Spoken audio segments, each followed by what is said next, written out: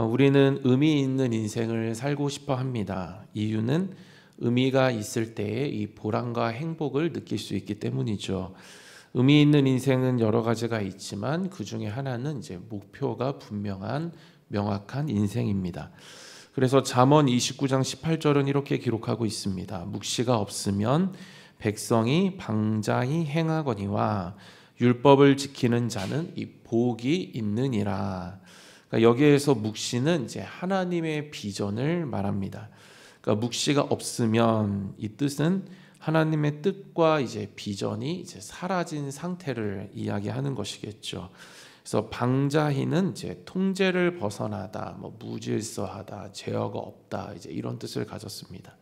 그러니까 정리하면 이제 통제가 없이 풀려 있는 인생, 그리고 방향을 잃고 제멋대로 사는 인생을 이야기합니다.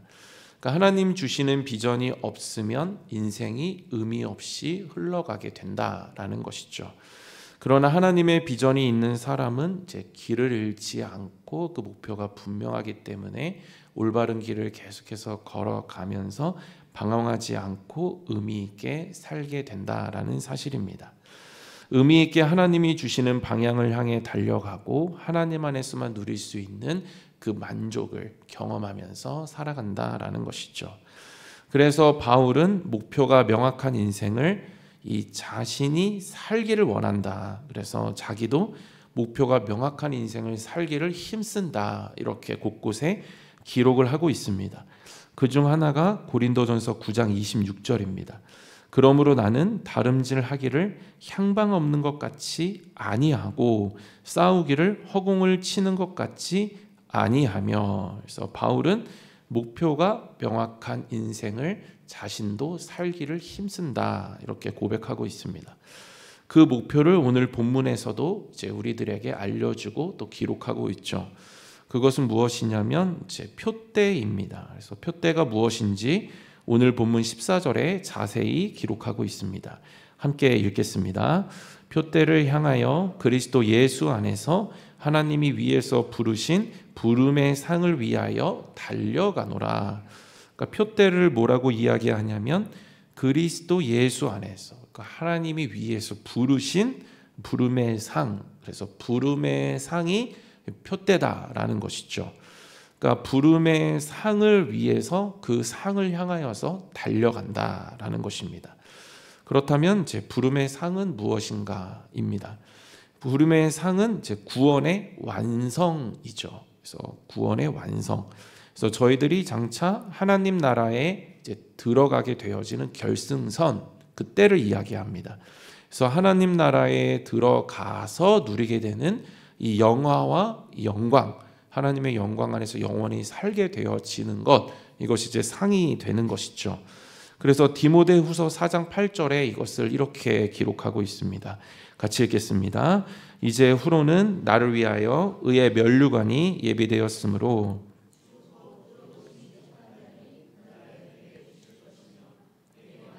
주의 나타나심을 사모하는 모든 자에게 도니라. 아멘. 이것이 이제 부름의 상이다라는 것이죠. 그래서 장차 들어갈 하나님 나라가 이제 결승선이 되는 것입니다. 그래서 부름의 상은 최종적인 구원, 우리가 정말 이 땅에서 이 첫 번째 죽음, 이 생명이 끝났을 때에 이제 들어가게 되어지는 영원한 생명으로 들어가게 되어지는 이제 그때를 이야기하는 것이죠. 그래서 영광스러운 구원의 상급, 이것이 바로 이제 부름의 상입니다. 바울은 이 상을 받기 위해서 이제 뭐가 있냐면 과정이 있다 이렇게 이야기합니다. 그러니까 목표가 부름의 상인데 그러면 우리가 그 상을 위해서 이 과정을 살아야 하는데 그 과정이 어떤 삶인지를 이제 이야기하고 있는 것이죠. 그래서 12절에 뭐라고 얘기하냐면 내가 이미 얻었다 함도 아니요 온전히 이루었다 함도 아니라 오직 내가 그리스도 예수께 잡힌 바 된 그것을 잡으려고 달려가노라. 그러면서 뭔가 과정이 있다. 그런데 그 과정은 내가 이미 얻었다 함도 아니요 온전히 이루었다 함도 아니야. 이렇게 얘기를 합니다. 그러니까 바울은 부름의 상을 받는 것에 있어서 과정이 있는데 그 과정은 이미와 아직 가운데 있다. 이렇게 이야기를 하고 있습니다. 그래서 이것을 자세히 설명하는 구절이 있는데 빌립보서 2장 12절입니다. 같이 읽겠습니다. 그러므로 나의 사랑하는 자들아, 너희가 나 있을 때뿐 아니라 더욱 지금 나 없을 때에도 항상 복종하여 두렵과 떨림으로 너희 구원을 이루라. 그러니까 부름의 상을 받기 위해서는 이제 그 과정이 있다라고 이야기하죠. 그래서 이미 이루었다 함도 아니고 뭐 이렇게 이야기를 하는데, 그것을 빌립보서 2장 12절에서는 항상 복종하여 두렵고 떨림으로 구원을 이루라 이렇게 이야기합니다. 그러니까 이미와 아직 가운데 있습니다. 그래서 그것을 이루는 어떠한 우리의 사명이 있다라는 것이죠. 그런데 오해하지 말아야 할 것은 여기서 이제 구원을 이루라라는 것이 단순히 인간이 구원을 이제 이룰 수 있다, 이것을 이야기하는 것이 아니라는 것이죠. 그래서 공로주의를 이야기하는 것이 아닙니다. 구원은 이미 예수님의 은혜로 이제 주어진 선물인 것이죠. 그러므로 구원을 이룬다라는 것은 이미 받은 구원을 이제 현재의 삶 속에서 드러내고 그것을 보여주어야 한다라는 것이죠. 그래서 내가 구원받았다면 지금의 삶 속에서 그것이 나타나고 앞으로도 어떠한 지속성 속에서 그것이 계속 드러나야 한다라는 것입니다. 그러니까 끝까지, 그래서 하나님 나라에 들어가는 그 날까지 이미 받은 구원이 이제 아직 완성되지 않았지만 그 완성으로 가는 길에서 그 아직이 완성으로 바뀌어가는 그 과정 속에서 분명하게 드러나고 보여지고 또 스스로도 그것이 확신되어야 한다라는 것입니다. 구원은 과거형이 아니죠. 그래서 현재 진행형입니다. 그러니까 장차 완성될 것이기 때문입니다. 그래서 현재에도 계속 진행이 되는 것이죠. 그래서 이미 받았지만 현재에서 그것이 나타나야 하는 것입니다. 그래서 구원의 은혜를 어떻게 경험하고 있는가, 또 앞으로 지속성을 가지고 그 은혜를 가지고 어떻게 사명 감당하면서 살 것인가, 이것에 대해서 고민하고 또 현재를 살고 앞으로를 사는 것, 이것이 이미 받은 구원이 있는 자의 어떤 모습이고 그러한 태도가 된다라는 것입니다. 그리고 이미 받은 구원이 그러한 자들, 그것이 증명되고 드러나는 자들에게 끝까지 되어질 때 그 끝에 가서 그것이 비로소 확정된다라는 것이죠. 이것을 많이 들어보셨겠지만 이미와 아직 사이에 있다, 뭐 이렇게 표현을 합니다. 그래서 이미 우리는 예수님을 믿는 순간 구원을 받았죠. 그러나 그 구원이 최종적으로 확정되는 날은 미래에 있다라는 것입니다. 하나님 나라에 들어가는 그날에 있다라는 것이죠. 그러니까 완성은 아직 남아 있다라는 것입니다. 그러니까 이미와 아직이라고 표현을 하죠. 그래서 이미 우리는 구원받았지만 현재 그리고 앞으로 그 구원을 가지고 어떻게 살아가는가, 그 모습이 어떻게 드러나는가에 따라서 이미 받은 구원을 미래에도 받는 것으로 확정한다라는 것입니다. 그래서 구원을 내가 잘 살아서 이룰 수 있는 것이 아니고, 구원은 내가 잘해서 얻을 수 있는 것이 아니라 이미 얻은 것을 가지고 살아가는 것이죠. 그러나 이미 얻은 구원이 진정한 구원인지는 끝에 가봐야 알 수가 있다라는 것입니다.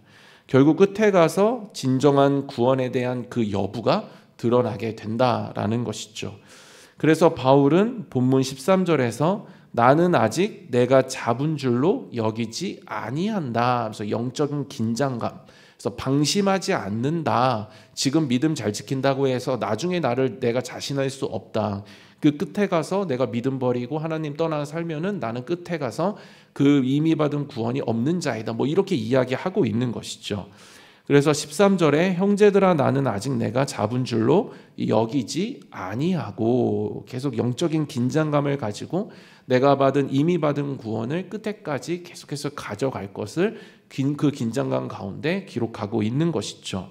그래서 아직 모른다라는 것입니다. 그래서 끝에 가봐야 안다라는 것이죠. 그래서 끝에 가봐야 알기 때문에 지금이 중요하고 또 앞으로가 중요하다라는 것입니다. 만약 구원받은 자로서의 무언가 지금 보여지는 것이 없다면, 뭐 이전에도 갖고 10년 전에도 20년 전에도 갖고 예수님 처음 믿었을 때는 뭐 지금이나 별다른 모습도 없고 여전히 뭐 그러고 있다라고 한다면 잘 모르겠다라는 것이죠. 그 구원이 어떤 구원인지를 모르겠다. 그 사람이 갖고 있는 확신이 어떤 확신인지를 모르겠다라는 것입니다.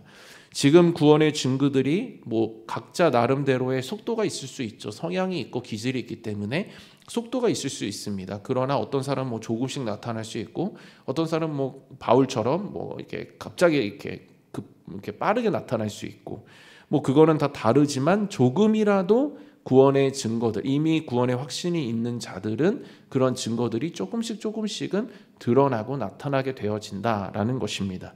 그런데 그것이 조금이라도 보이지 않고 뭐 더 이상해지고 악해지고 뭐 이렇게 되면은 더 죄에 더 잘 빠져들고 뭐 이렇게 되면은 그 구원이 뭐냐라는 것이죠. 의문이라는 것입니다. 반대로 지금 무언가 신앙생활을 막 잘하고 있다 하더라도 나중에 보면은, 그래서 뭐 예전에 그런 분들 많이 있잖아요. 뭐 고등부 때 뭐 회장 막 했는데 지금 대학생 되면서 주님 떠나가지고 막 살고 있는 사람들.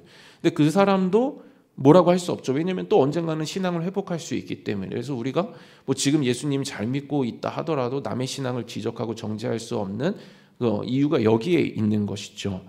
그래서 지금 뭐 잘하고 있는 것처럼 보여져 나중에 뭐 결정적인 순간에 주님 떠나고 믿음 떠나서 세상 사람들처럼 살고 있다라고 한다면 이미 받은 구원이 어떤 구원인지를, 그 미래에서 어떻게 확정되는 구원인지를 모르겠다라는 것입니다. 따라서 우리가 지금 믿음으로 구원의 은혜를 누리고 있다면 현재의 삶과 앞으로의 그 삶의 모든 여정 속에서 그 구원의 증거들이, 이 성화의 어떤 모습들이 지속적으로 나타나야 한다라는 것입니다.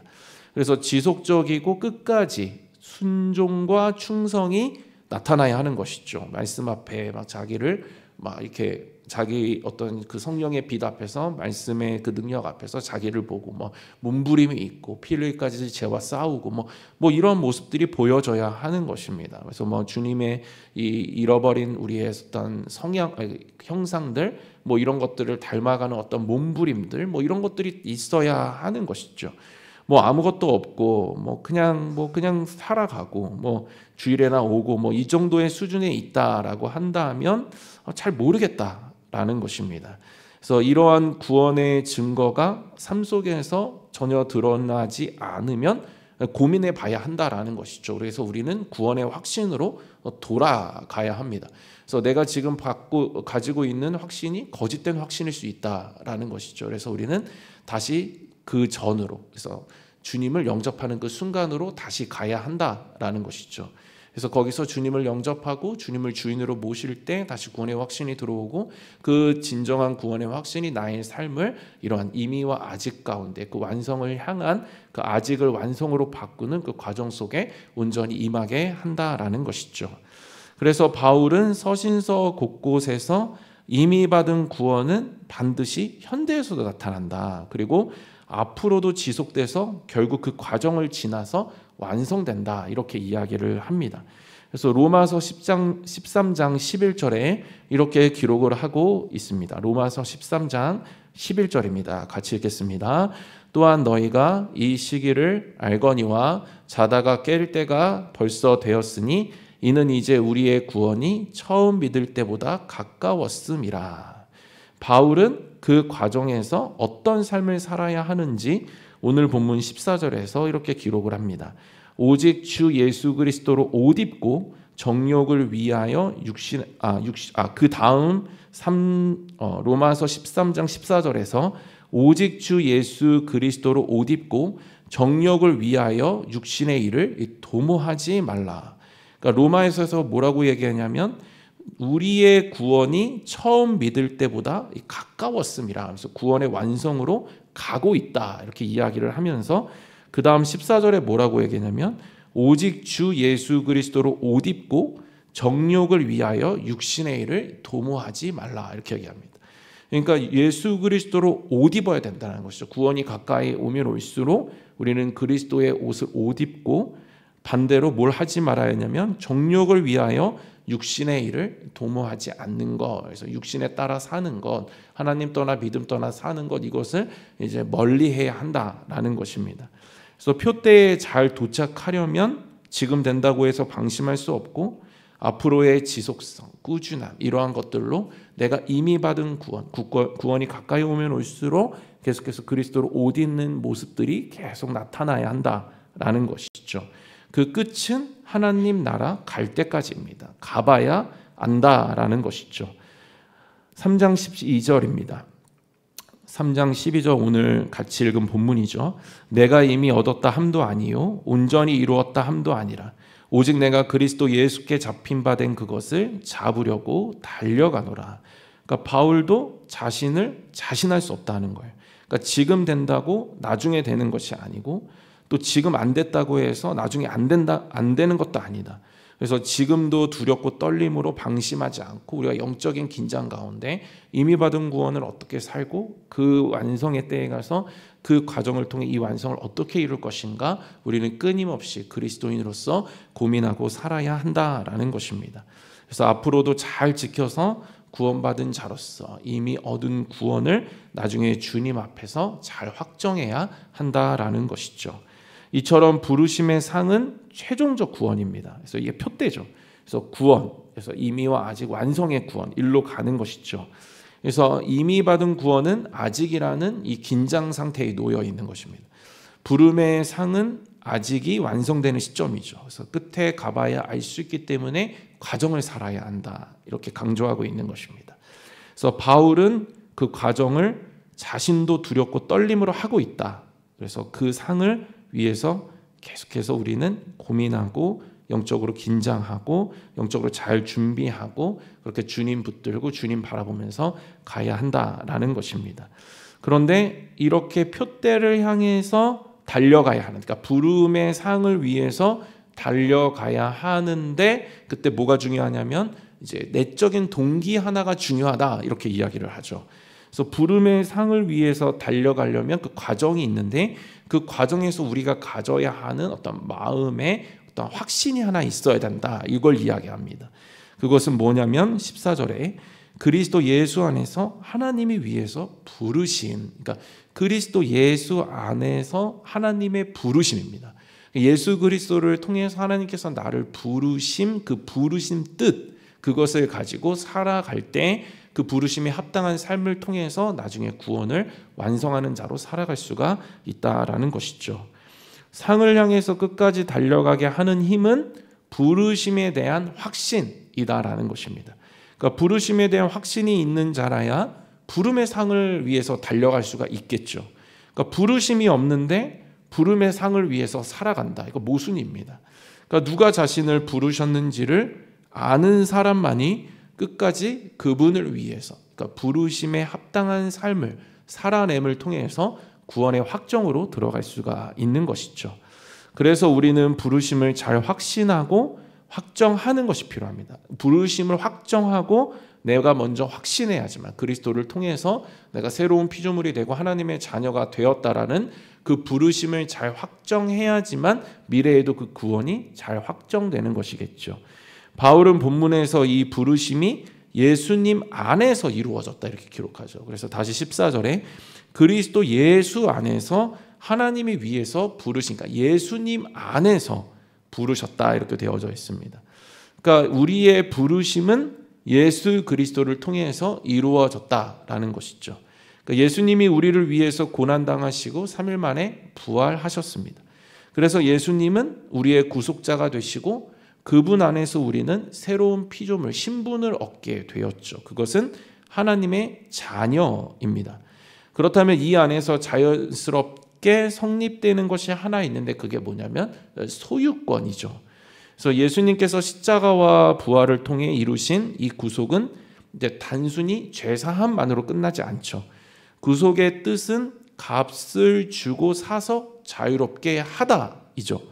그러니까 노예 시장에서 몸값을 치르고 해방시켜 주신 것입니다. 그러니까 여기서 자유 해방은 그냥 마음대로 살고 방종하고 죄짓고 이런 것이 아니라 새로운 주인에게로의 소유권 이전을 이야기하겠죠.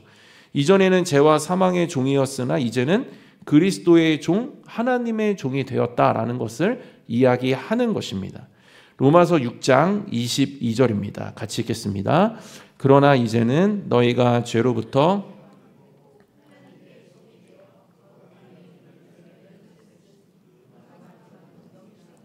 그리스도 안에서 부르심을 받았다는 것은 소유권 이전. 그래서 예전에는 악한 세력의 종이었지만 이제 하나님의 종으로서의 이 소유권 이전을 이야기합니다. 그러니까 하나님께서 예수님의 피로 값을 치르시고 우리를 사셨기 때문에 내가 더 이상 인생의 주인이 아니라 하나님이 내 인생의 주인이 된다라는 것이죠. 그러면 주인의 뜻대로 사는 것이 이 종이 할 일이죠. 그래서 내 인생의 목적도 방향도 이제 주인 되시는 그 하나님 안에서 살아가야 하는 것입니다. 이것이 부르심이다라는 것이죠. 그렇다면 부름의 상을 위해서 이 부르심을 가지고 살아가려면 우리가 어떤 자세로 나아가야 할까요? 오늘 본문 13절은 이렇게 기록합니다. 13절입니다. 형제들아 나는 아직 내가 잡은 줄로 여기지 아니하고 오직 한 일, 즉 뒤에 있는 것은 잊어버리고 앞에 있는 것을 잡으려고. 그러니까 바울은 부름의 상을 위해서 살아가는 자는 뒤에 있는 것을 잊어버려야 된다. 그러니까 그래야지만 뒤에 묶이거나 매이거나 뒤에 잡아당김 속으로 가지 않고 앞으로 갈 수 있다. 이렇게 이야기를 하죠. 그래서 구체적으로 무엇이냐면 오늘 본문 6절에서 바울은 자신의 각오를 이렇게 이야기합니다. 열심으로는 교회를 박해하고 율법의 의로는 이 흠이 없는 자라. 그래서 뭘 얘기하고 있는 거죠, 앞에서. 그래서 바울은 예수님을 만나기 전에는 이제 정말 굉장히 열심인 유대교 신자였습니다. 그러니까 다메섹 도상에서 예수님을 만나기 전에 그는 이제 그리스도인들을 박해하는 데 있어서 이 열심이 대단한 사람이었습니다. 그러니까 방향이 열정이 잘못된 인생을 그가 산 것이죠. 사도행전 8장 1절에서 바울은 이 복음을 전하는 이 스데반 집사의 죽음을 마땅히 여겼다 이렇게 돼 있습니다. 그래서 8장 1절에 사울은 그가 죽임당함을 마땅히 여기더라 이렇게 돼 있습니다. 그러니까 마땅하게 여겼다라는 것은 그가 가지고 있는 가치관, 세계관 뭐 이런 것들을 얘기하겠죠. 신념. 그래서 가장 옳은 일이라고 강하게 확신했다라는 것입니다. 그러니까 열혈 유대교 신자였던 청년 바울은 이제 스데반을 죽이면서 스데반이 이제 유대교를 지적하고 유대교가 그리스도 예수를 십자가에 못 박아 죽였다 뭐 이렇게 고발하니까 이제 막 이를 갈고 분노하면서 이제 죽입니다. 그런데 그리스도를 증거하는 사람을 이제 옳다고, 그러니까 그 사람을 해치는 것을 옳다고 생각하는 것이죠. 완전히 잘못된 생각을 가지고 있는 것입니다. 근데 그 박해가 얼마나 혹독했는지 많은 사람들이 삶의 터전을 벗어두고 불편하고 외로운 이제 사방으로 흩어지게 됩니다. 그 박해의 선두에는 이제 바울이 있었다라는 것이죠. 사도행전 8장 3절에 사울이 교회를 잔멸할세 각 집에 들어가 남녀를 끌어다가 옥에 넘기니라 하면서 굉장히 이제 잔인한 박해에서 스데반과 같은 생각을 가지고 있는 그리스도인들을 막 박해하는 것이죠.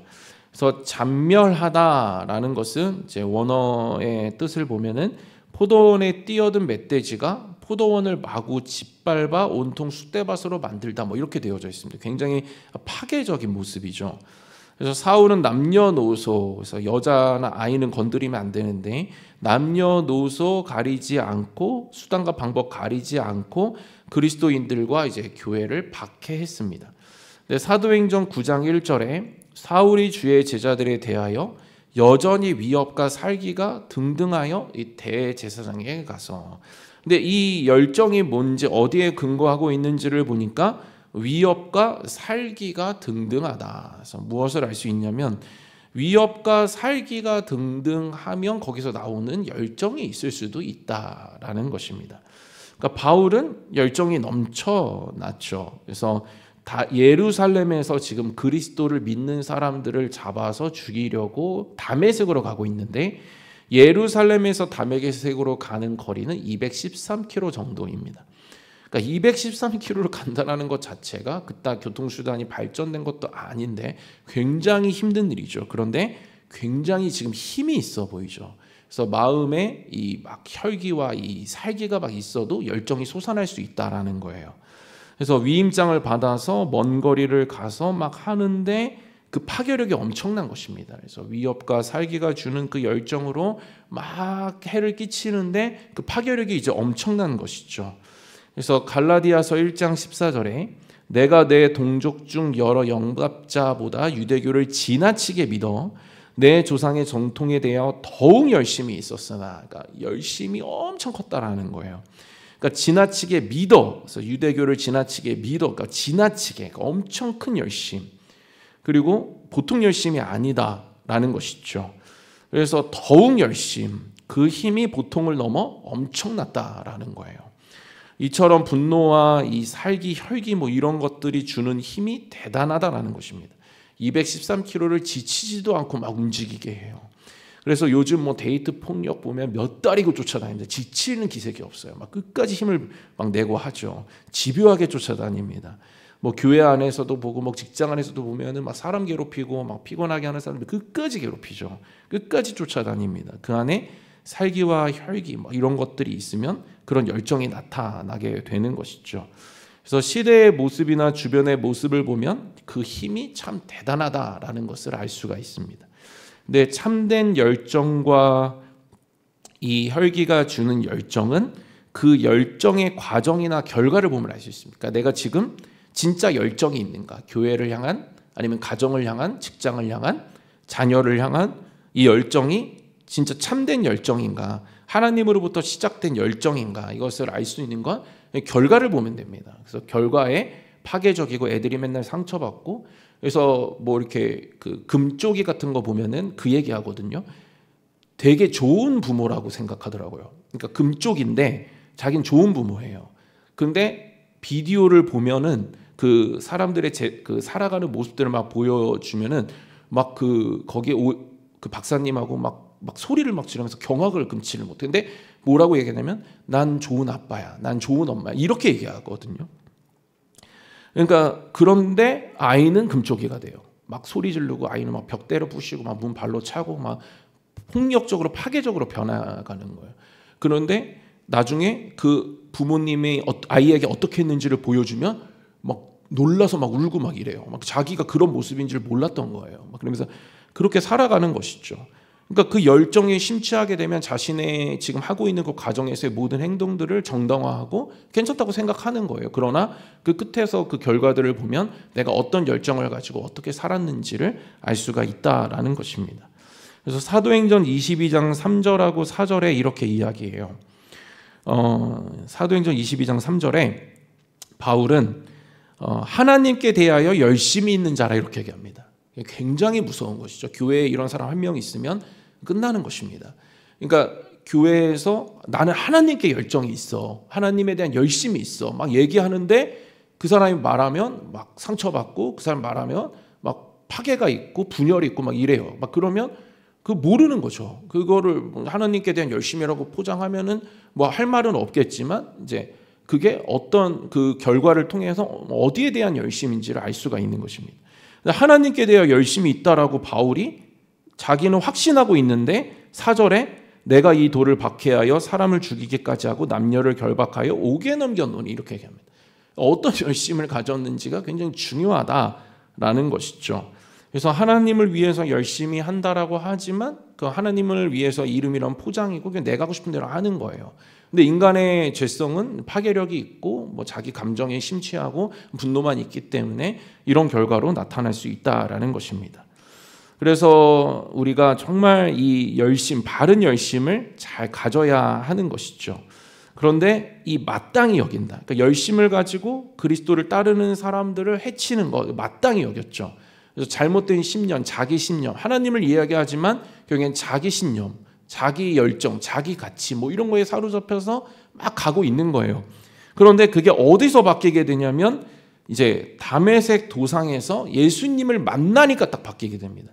그래서 열정에 대한 착각, 하나님을 위해서 내가 살고 있지만 나를 위해서 살고 있었던 그 잘못된 삶의 어떤 방향, 뭐 이런 열심의 잘못된 방향, 그리고 하나님의 뜻을 가지고 살아간다고 했지만 그것이 아니었던 어떤 이 정말 이 안타까운 이 인생, 뭐 이런 것들이 어디서 딱 변하냐면 예수님 만나는 그 즉시 변하게 됩니다. 그러니까 바울이 노력한 것도 아니고 바울이 잘해보려고 결단한 것도 아니고 다시 마음을 먹고 잘해보자 한 것도 아니고 그냥 예수님 딱 만나니까 그 이후로 이제 그러한 삶이 뒤의 것이 되어버리는 것이죠.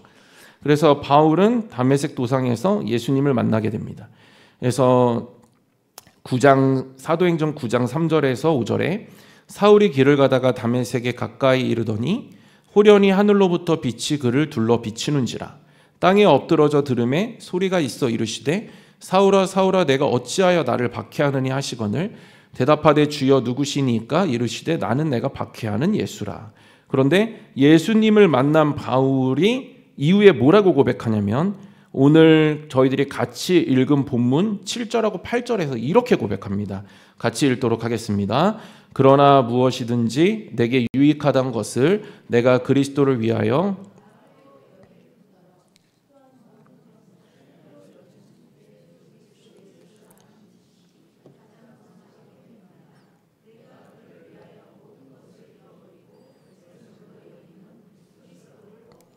그러니까 마땅히 유익했다고 생각했던 것들을 이제 해로 여기게 된 것입니다.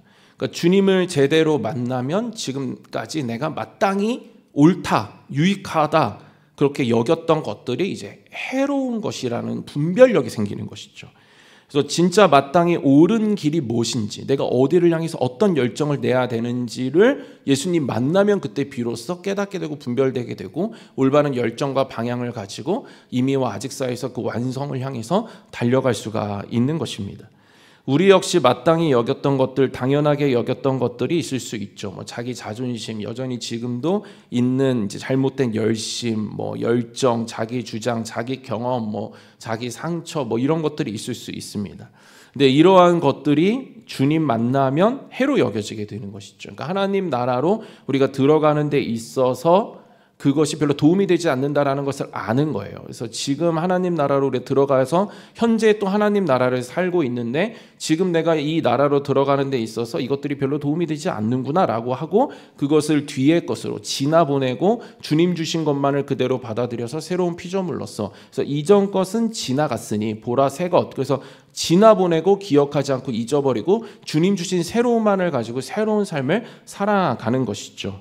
그래서 나의 것들에 집착하지 않는 것이 뒤를 잊어버리는 것입니다. 뒤를 자꾸 막 미련 남고 막 돌아보고 막 과거의 습성 여전히 묶여 있고 그리스도를 받아들이지 못하고 이미 그리스도께서 내 안에 역사하신 사실 뭐 사건들을 자꾸 밀어내고 그래서 내가 누군지도 모르고 뭐 이렇게 살아가게 되면은 결국엔 계속 뒤에 머물러 있는, 그래서 뒤에 묶이고 매여서 그 성품, 그때 그 옛 습관, 옛 성품, 뭐 성격 뭐 그거 가지고 계속 그러고 이제 앞으로 가지 못하고 거기에 매여서 계속 그렇게 뭐 잘못된 방향, 잘못된 열심으로 살아가게 되는 것입니다.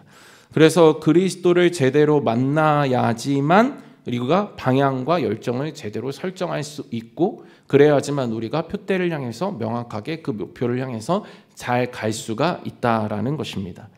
우리가 나의 것에 매이지 않고 앞으로 나아가는 믿음의 사람이 되려면 그 방법은 내가 방향 설정하고 뭐 어떻게 하는 것이 아니라 그냥 그리스도를 만나는 것에 애쓰고 힘쓰면 그 그리스도께서 가르쳐 주시고 같이 가는 방향만 따라가면 그것이 진정으로 표대를 향해서 가는 길이 된다라는 사실입니다.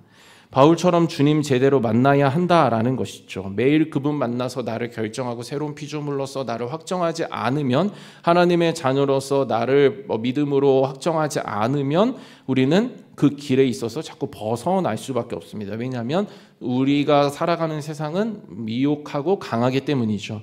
그래서 혼란스럽게 하죠. 방황하게 하죠. 내가 누구인지 모르게 하고 내가 누구의 소속인지 모르게 하고 그래서 그리스도로 자꾸 옷 입고 우리가 구원에 가까운 때를 자꾸 가야 되는데 이제 그렇게 하지 못하게 합니다.